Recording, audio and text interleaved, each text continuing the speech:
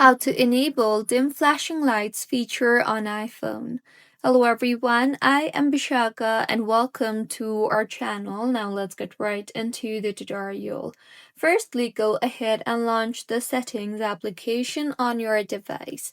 Here, tap on the accessibility option and then tap on the motion option under the vision tab.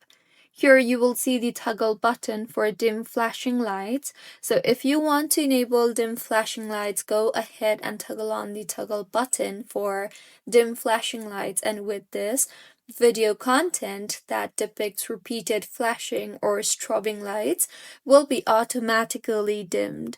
So this is how you can enable the dim flashing lights feature on iPhone. If you find this tutorial helpful, please like the video and do comment if you have any queries. Also, do subscribe to our channel for more helpful tutorials like this. See you on the next one.